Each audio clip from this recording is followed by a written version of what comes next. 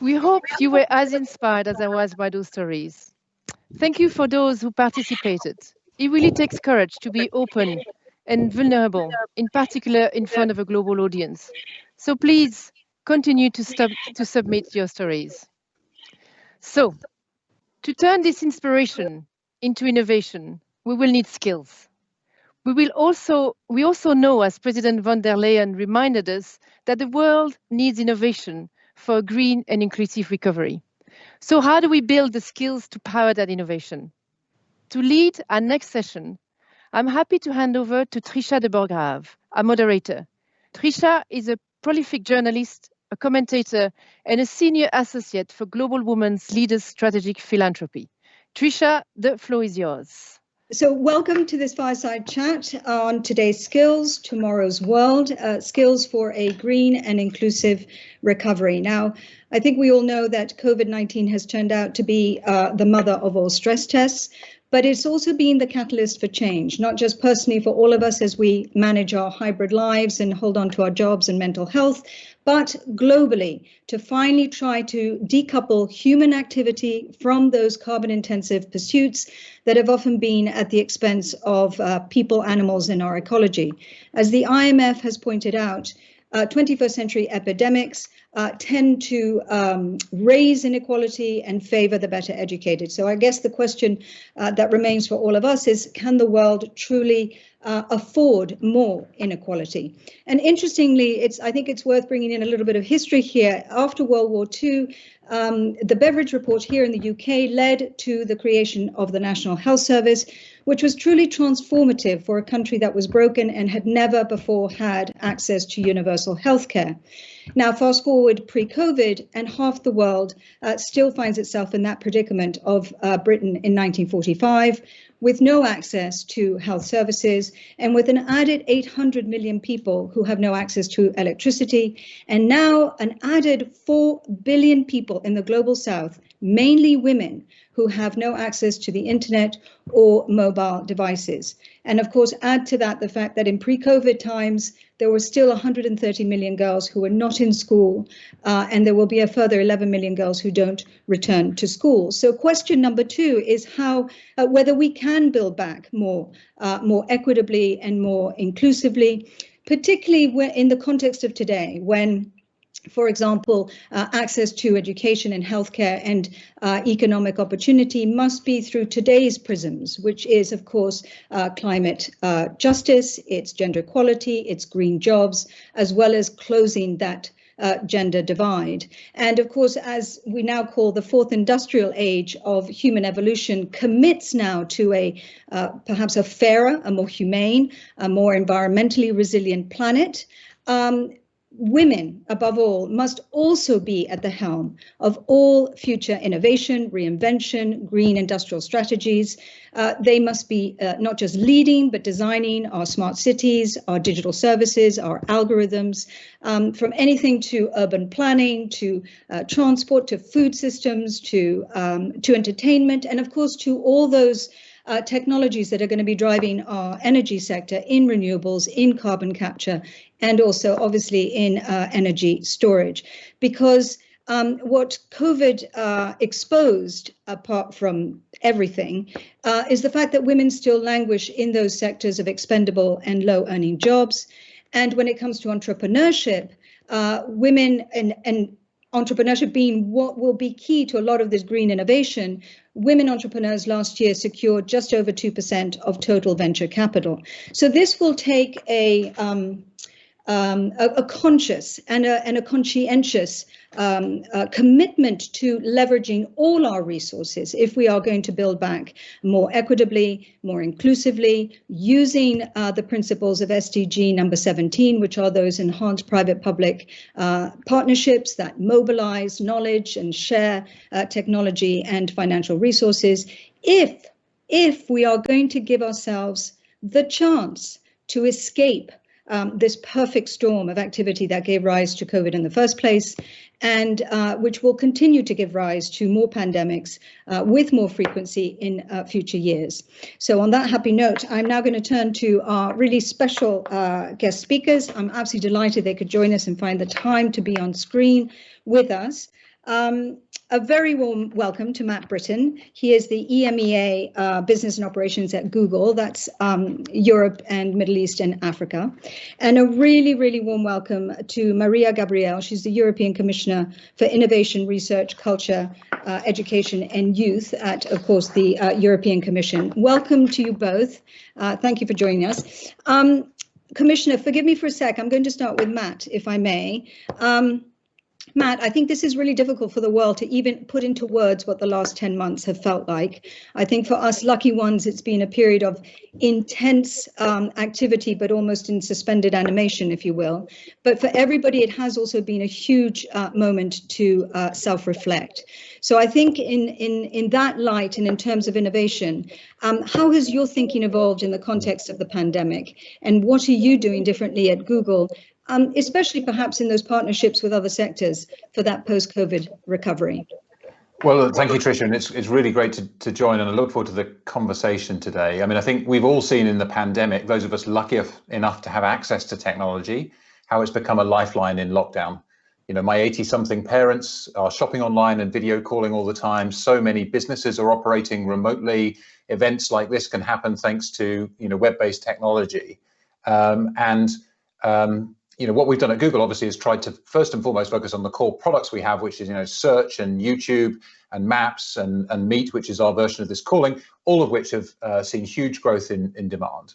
We've launched over 200 products to try to help people in the pandemic, whether it be packaging up teach from home equipment and tools, or whether it be making sure you've got accurate health information and fighting misinformation, which is a key thing we have to do. You know, who would have thought we'd need a policy about the kind of conspiracy theory that 5G causes coronavirus, but we need to make sure information is accurate. But I think the other thing I'd really echo in your introduction is that the pandemic has disproportionately impacted some sectors of society in every country. And I think the economic fallout that's still to come for most of Europe is going to continue to widen those divides. So a couple of things that are really important to me personally and to us at Google. The first is we could already see before the pandemic that digital skills were going to be more important in the world of work.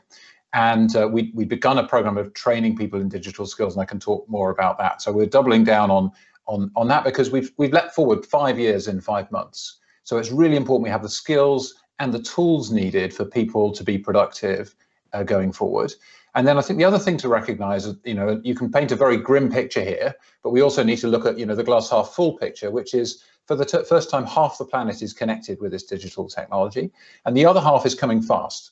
And that means there's an opportunity for anybody who creates content, who sells things, who wants to be educated, to share and learn in more ways than were ever possible. And for us, the other thing we try to do is make it more affordable to connect people. So Android, Chrome, free software that allows us to reduce the cost of devices. Not everybody needs an iPhone. You know, you can get a smartphone for lower and lower prices, and connecting millions of people is a really key thing to do. So very concerned that we need an inclusive, digitally accelerated and sustainable economic recovery. I really applaud what Commissioner Gabriel and the EU have done to try to put that front and center in the focus on economic recovery. And I think it's important, final point from me, it's about communities and governments and companies working together. None of us can do it on our own, and we have to partner in ways that we've not done before to get an accelerated and inclusive recovery. Yeah, it is that SDG number 17. But also, I think the danger that a lot of us are kind of beginning to realize is that as much as the green technology hasn't quite taken off, and so we're in this transitioning period as we're going into a green economy, and it obviously is going to involve a lot of reskilling of those currently in the energy and engineering sectors, as well as maintaining a very vibrant tech research community. And these sectors are very male dominated today. And we thereby run the risk of perhaps even copying and pasting the same existing inequalities of gender bias into a post-COVID recovery. Are you thinking about those sectors that are still very male dominated that have to transition to green jobs? Absolutely. And I mean, I think we've learned a lot in the last 5 years. So 5 years ago, actually inspired by EU research about digital skills, we launched a program to try and to train 1 million people in basic digital skills. So this is not being a software engineer. This is how to use analytics, websites, and so on. We were blown away by demand. Everywhere we did this program, we partnered with local trade unions, industry associations, in some cases the EU itself, And what we've learned is that there's huge demand for digital skills at all ages. We've targeted the program, so it's 50% women, 50% men.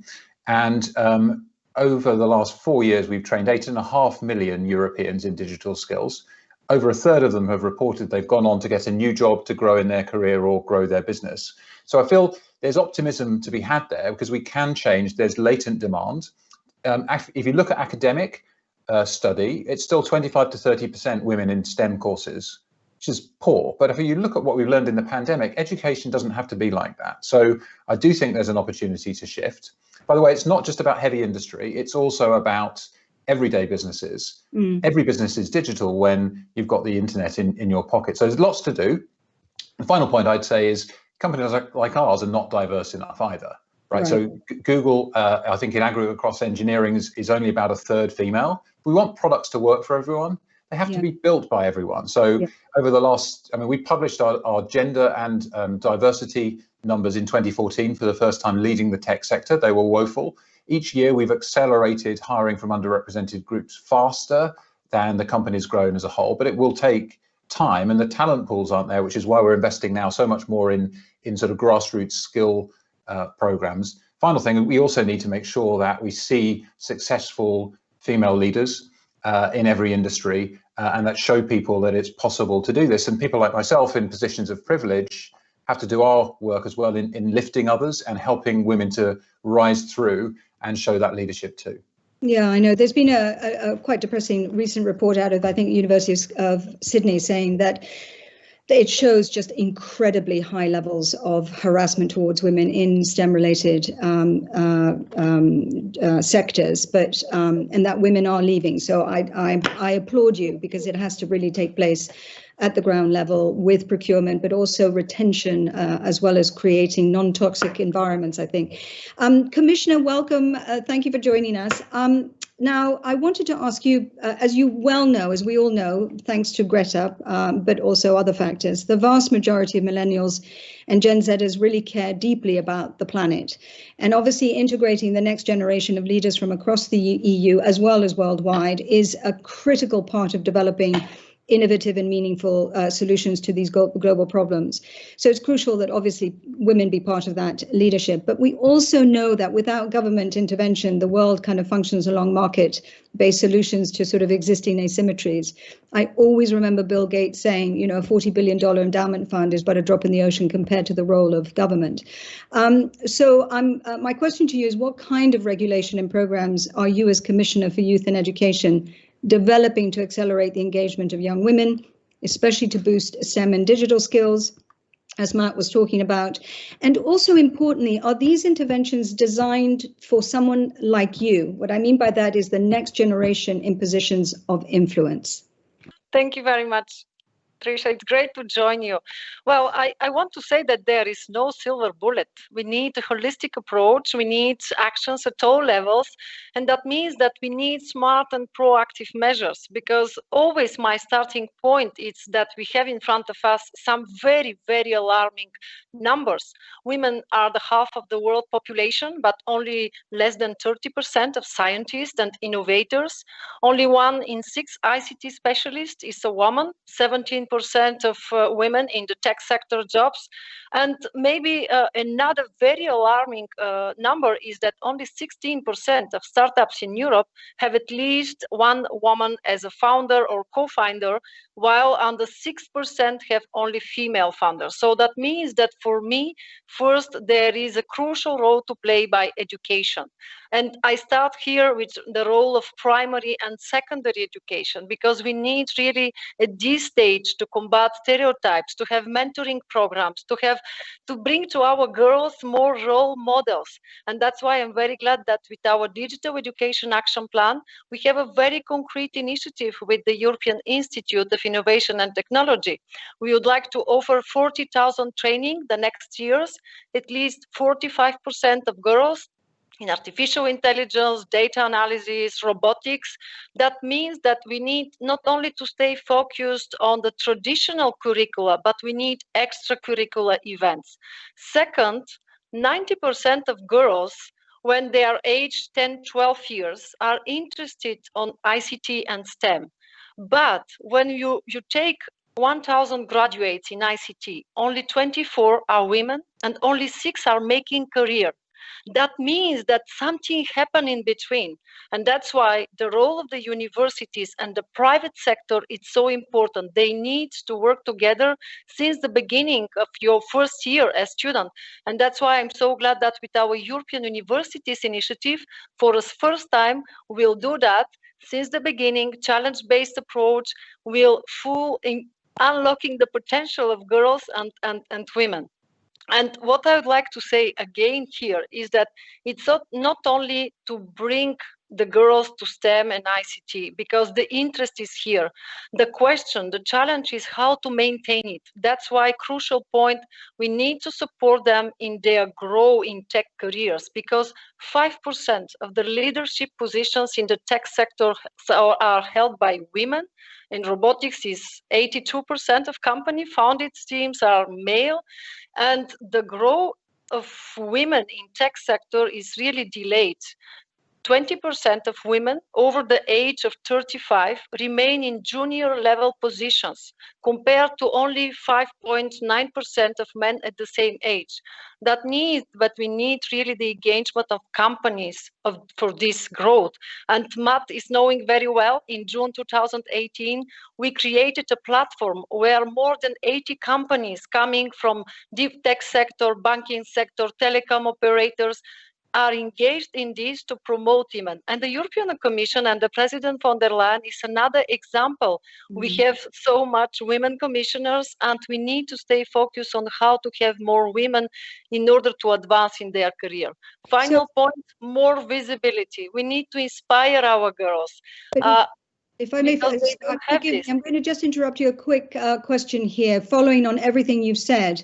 Obviously, gender harassment at work is a problem, and I know that has to be addressed at the level that you're talking about as well. But also, there is this what people talk about, the Nordic paradox in Europe. So you have these Nordic European countries that have a really good track record on gender parity, and yet they have some of the lowest levels of representation, female representation in STEM. And I'm just wondering, in my experience, I find there are a lot more women who are green innovators, who love science and tech in the MENA regions and in Asia than what's happening here in Europe. And I'm wondering, is STEM still something that just feels very unappealing to women? And I know that the Women's Forum is actually trying to launch a campaign now to address this Nordic paradox. So what would be your talking points on how we build a relatable brand around STEM for women and girls today? Well, that's why I talk about interest, because the challenge is to maintain this interest and after really to support them in their ability to pursue a career, because they are interested. And let's say it, we can't oblige all girls to follow STEM paths. But that's why we need to design our measures in a personalized, interactive, user-friendly manner in order to motivate them to have a career. And that's why for me it's so important on one side to have concrete examples. For me it's European Innovation Council 5 months ago, when I have seen that only 7% of projects selected to be funded by the European Innovation Council are coming from women-led companies, I decided to impose a quote of 25% of women-led companies succeeding to interviews. Right. Always the value is excellence, the merit, but they have to be more confident. And you know what is the result? 34% of women-led companies funded with our last call in only 5 months. The second point is really more recognition. We have our European Women Prize for Innovators. I organized a campaign, European Women for Future. Every week, together with my team, we are giving visibility to extraordinary women in research, education, tech, digital, sport. And do you know that one of the first reactions that I received, and that was a surprise for me, it was, why are you doing this? It is not 8th of March. Because I believe that we have to promote our talented girls and women every day in the year, not only in one precise date. Yeah, no, exactly. I'm right with you. I think Matt is as well. Matt, can I turn to you and just talk a little bit about the fact that it's on COVID exposed a lot of things, but one of them was the fact that it's very difficult for as individuals to extrapolate ourselves from our consumer habits, which are sort of embedded and locked into sort of very carbon intensive supply and demand chains. And that's, part of our green recovery has to be opening up those systems. And taking the lethality, as we say, out of products by way of sustainable materials and end of use solutions will be the game changer, I think, to helping recover everything. So, and we're all thinking about this very carefully now as companies, individuals, and governments. What are you doing to reduce your own carbon footprint at Google? Yeah, thanks for the question. It's something I'm personally passionate about. I joined Google in 2007, and that was the year where we became carbon neutral. And actually, in 2017, 10 years later, we became the world's biggest corporate purchaser of renewable energy. And we recently, about a month ago, announced that we've eliminated our entire carbon legacy. So anytime you use Google Search or Maps or watch a video on YouTube or use Google Cloud, you're carbon neutral already. And what we've pledged is that by 2030, in our next decade, we intend to become carbon free, 24/7, 365, all our campuses, all of our services. Now, we don't quite know how to do that, but that's partly our founders having a bold vision from the start. So thing one for us is to make sure that everything we do is as green and clean as possible. The second thing, of course, is that's one way of having an impact as a company, but that's not enough. We want to build tools that help others to do these things. And one of the most amazing opportunities for us as a society at the moment is machine learning, the growth of revolutionary computer technology that can help us to do better in smarter ways. Built by our team in the UK, some of that technology has helped reduce our data center cooling costs by 30%. Right. We've shared some of these tools with companies like Carrefour, looking at their supply chain, Unilever looking at supply chain. We work with WWF and the designer Stella McCartney actually to look at supply chain and waste in garments. So I think there's an opportunity for this revolution. The EU, with its 750 billion recovery fund, is putting digital and sustainability at the heart of what needs to be done. So I think, I'm a long-term optimist here. We do need technology innovation, and a bit like the previous discussion about an inclusive recovery, we actually need companies and governments and communities and universities to work together on this agenda. And I think the opportunity of the pandemic, as you said right in your intro, is to reflect on where we are today and make sure we invest in the future we want to build. It's not about building back better. I think it's about building forward with intention. And so I'm optimistic about that opportunity, and the kind of government investment and spotlight that the EU is shining on this is welcome. I hope we can play our part in doing the same. Yeah, exactly. It's not just innovation, but it's almost reinvention as well. Commissioner, we know that in Europe, for future jobs in green technologies, really will depend on innovation. As Matt said, AI, robotics. We're talking about 5G, but we're already onto 6G. There's quantum computing, and also the sophistication of products and services platforms. Businesses need those efficiencies and capacity to expand and have access to these new markets within the EU's internal market.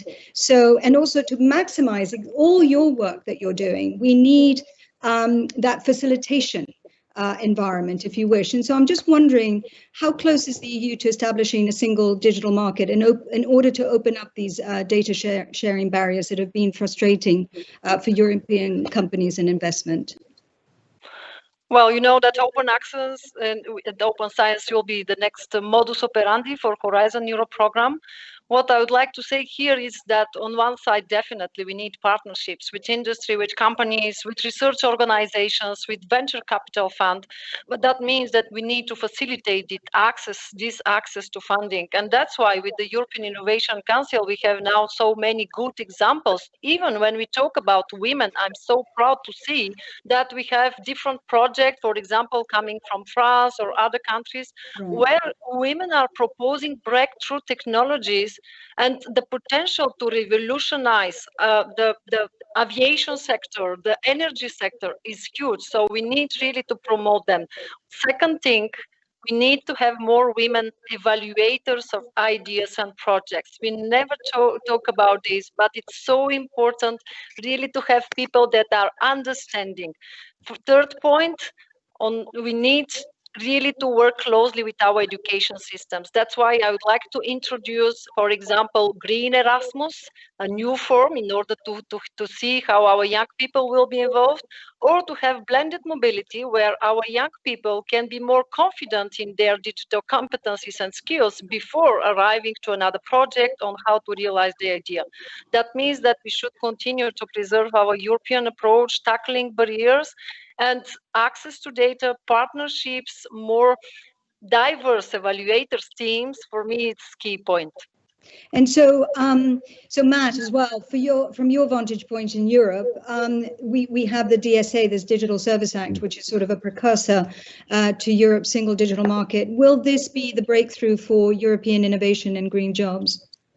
Well, I think it's a big opportunity, and the objectives of taking the sort of 20-year-old rulebook that's helped us to get where we are today around the internet and the explosion of innovation that's fueled, it's absolutely right for us to look at that. And I think the EU's objectives around promoting innovation and strengthening the single market, the digital single market, are absolutely right. One of the challenges in Europe, if you're an entrepreneur, has been how do you scale something to 500 million consumers when you've got 28 different rule books, and some countries have got different rule books within their regions, like Germany. So having a digital single market really helpful, having the conditions for innovation really helpful. I think there's going to be a robust debate about this. One of the things that concerns us is that the DSA needs to ask more of technology, not less. And the question is, how do you get that balance right so that you can have access to the best tools for growth and innovation and build on top of them? So a simple example, if we get the details wrong, something like, searching on Google for a restaurant and finding a map and a way to see availability and to book the restaurant might be under threat. That seems crazy because actually in the pandemic, we've seen how useful that kind of frictionless connection between businesses and people are. So I think, we see it as a big opportunity, great objectives, but it's critical to get the details right and make sure we sort of protect that future from the past rather than sort of seeing it purely as a restriction. We need to see it as something that can enable innovation by Europeans and using the best tools that are possible. So we want to play our part in that debate. We don't expect everything to go our way, but we do think that it's important to get the detail right and to really understand the technology. And that's where I think, I've had a number of meetings with people like Commissioner Gabriel, and I think that willingness to really get into getting the details right is so important. Yeah, and I think also importantly, it has to start from sort of the next generation wanting this, because otherwise we get stuck in old-style politics, which really have... Yeah, and you've got to just think about your own life. Think about how you use the technology today and where it's going to be beneficial to your children in the future. And I think changing in how we educate people, as the Commissioner was talking about, really important. When I look at Africa, which I'm also responsible for, when somebody gets access to all the world's information, it changes lives overnight. And we mustn't lose that vision of how, Tim Berners-Lee's vision of the web, which was to make it affordable and open and for everyone. And that's what we need to do for, where we started the conversation, an inclusive recovery that works for everyone.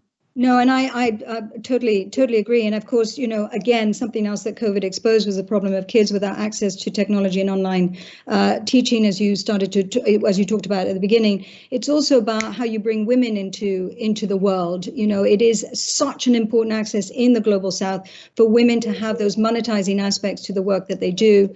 And that, of course, sort of starts with you guys. Yeah, and if I may, Trisha, I think, one of the things we can reflect on so all of those of us who do jobs that don't depend on being like in a store or a warehouse, it's shown us the opportunity to work more flexibly.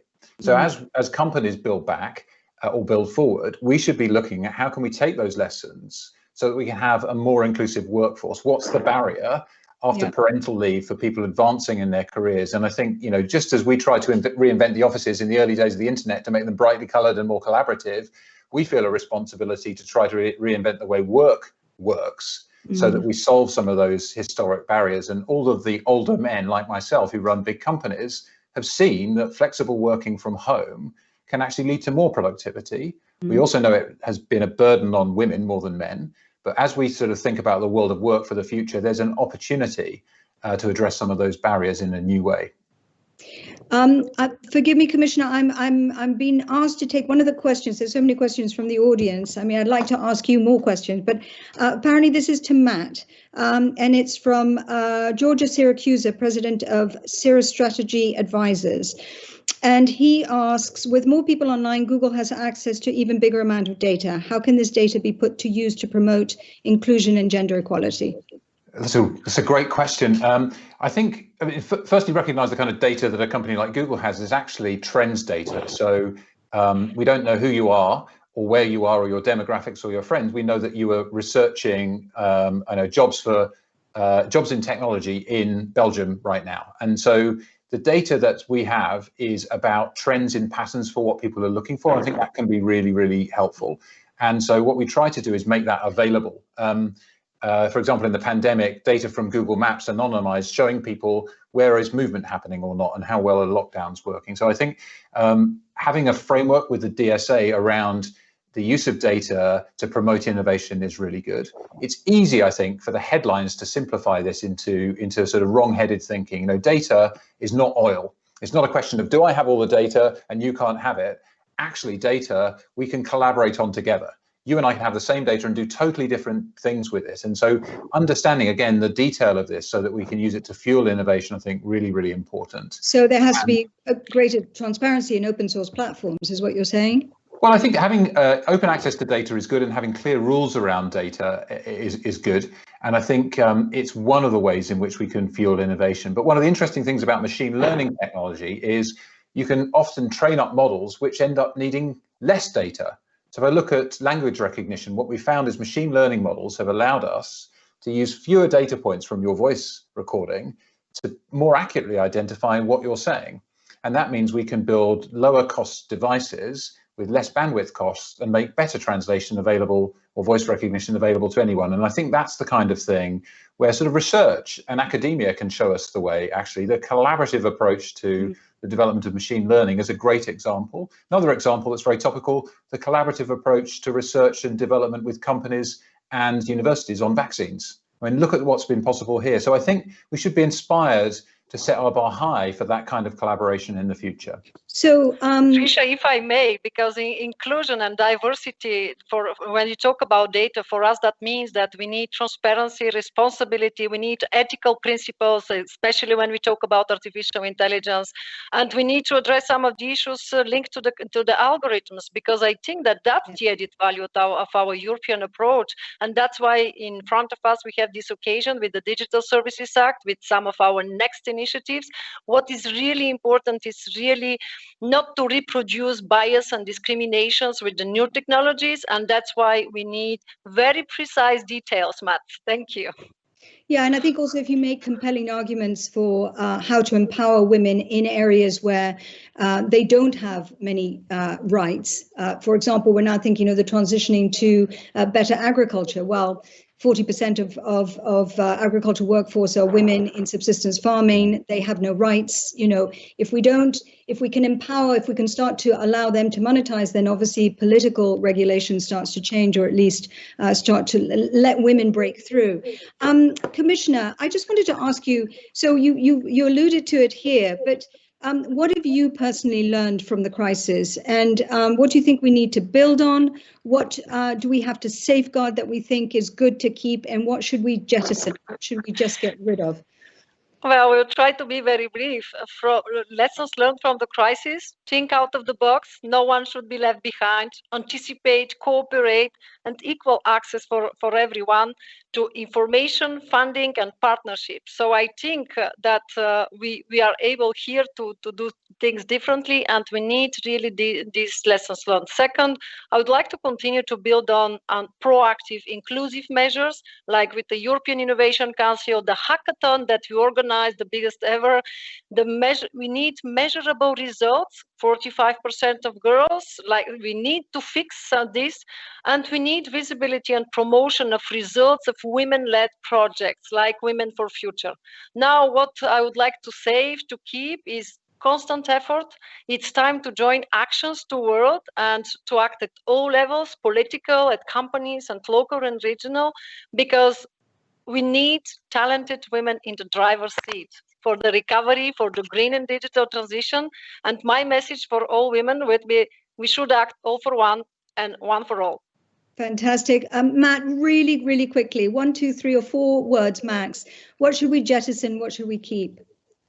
It's reminded us all that the little things in life are sometimes the big things: family, friends, cooking, health, sleeping. So I think, renewing our views of values is important. And then I think the other thing is this spirit of partnership the Commissioner just talked about. I think if we want to build a better future, we need to collaborate more. We absolutely need to recognize that including everyone in the future is at the heart of what both government and businesses need to do, and use this moment to make those kind of changes we've been talking about in this great conversation, and back them with action. It's no good having a good conversation, you've got to follow up. So absolutely, enhance public-private partnerships. Many, many thanks. You represent those partnerships. So I've really enjoyed the conversation. I wish we could do a little bit more, but we can't. And so many thanks for making the time. I'm now going to pass on to Sophie. Thank you, guys. Thank you. Thank you, Trisha. Thanks, Matt. Thank you very much, both. Thank you once again, Trisha, and to our speaker for that wide-ranging session on how to drive innovation for a green economy. As Matt mentioned, technology has become really a lifeline. For the first time, half of the world is connected and the other half is coming fast. But to ensure that the promise of technology reaches everyone, women leadership is vital, from design to implementation, as Commissioner Gabriel emphasized. But as we know, skills have the greatest impact when the solutions that they create are accessible. So this is what our next session will do. During our next session, we'll have 2 pitches that will unpack what inclusion means in reality to create a more inclusive and sustainable world. So to join us for these 2 incredible stories, please click on the live button at the top of your screen on the purple timeline. I will now hand over to our session host, Ella, to open our next session. Thank you again.